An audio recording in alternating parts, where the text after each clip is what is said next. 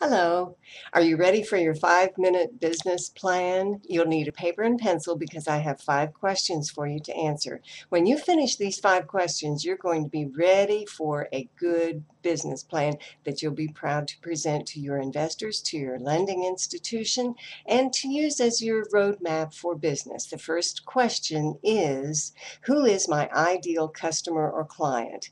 Now, this may seem very simple to you, but many people haven't thought about that. Is it women 18 to 34? Is it men 25 to 49? This is important because when you do your research, you'll want to know how many of these are available to you in your market. And you can do that by researching at the library. You can do it by calling your local radio or television station and ask them to give you a market survey. They'll be happy to. The second question that you will want to have in your business plan, and this is probably the most important thing you'll have to think about, is what makes me different from the competition? This is so important because this will be up front in all the things you do in your business plan, your explanation of your business, and why you are in business. If you haven't done this thinking, then chances are you need to rethink your business. What makes me different from the competition? And it can't just be something that's touchy-feely like, oh, I'll have better customer service, or I'll answer the phone more cheerfully than somebody else. This has to be a real focused reason that you have for serving in your business. I talked to a girl recently who was going to have a vintage clothing store. And she said what made her different was that she would have better customer service. And I said, you can't put that in your business plan that way because it's too elusive. It's not specific enough. And so she said, well, I'm a stylist now and I work in the movie industry. And I said, there you go. You can have a free styling session with every bit of clothing that you sell. And you can show women how they can incorporate these clothes into what they already have in their wardrobe, and that will make you different. That gives you value added to your business. So start thinking about how you can do that to make yourself different from anybody who's in business now.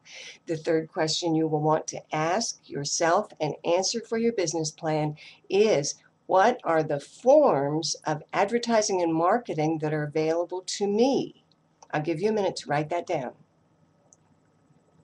The reason we answer this is because we may want to be on the Oprah show and the Oprah network every week, or we may want to advertise in 60 Minutes. We may want to do a lot of things on cable that would be very expensive, and most of us don't have the budget to do that. And our investors want to know how we are going to spend their money, how we are going to use this investment and get a return on their investment for them. So this needs to be carefully thought out.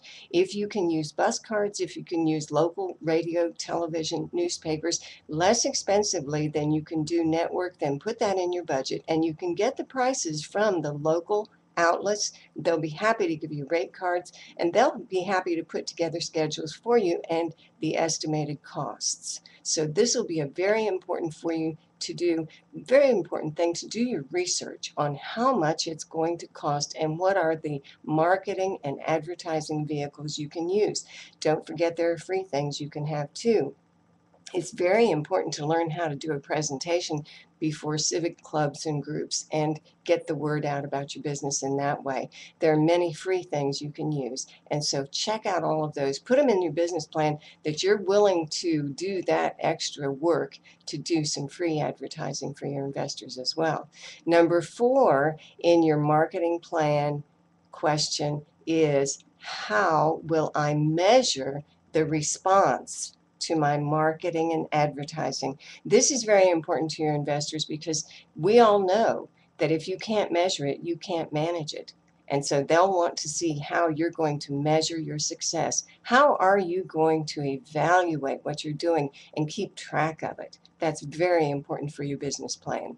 Number 5, and finally for your business plan, what are the seasonal changes to my business? This is important because not every business is going to have gangbusters month 12 months a year. We hope that you do.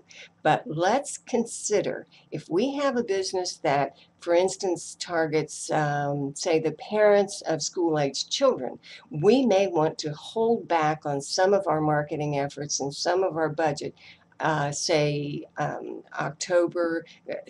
August and September, hold back on some of the spending then because we know that parents are preoccupied with getting their kids back to school. If you put that in your budget, if you put that in your business plan, your investors will know that you've done some serious thinking and that you know what to anticipate. Okay, you've got your 5 questions. Very soon you'll have your 5 answers, and when you have those, that'll be the bulk of your 5-minute business plan. Now, the only other thing you're going to need is a paragraph to start your business plan that explains your business in a very concise manner. Then answer your 5 questions, then put your resume in the back of the business plan. And you know your business plan doesn't have to be 100 pages. It can be 2 or 3 pages, and it'll be just fine. See you next time.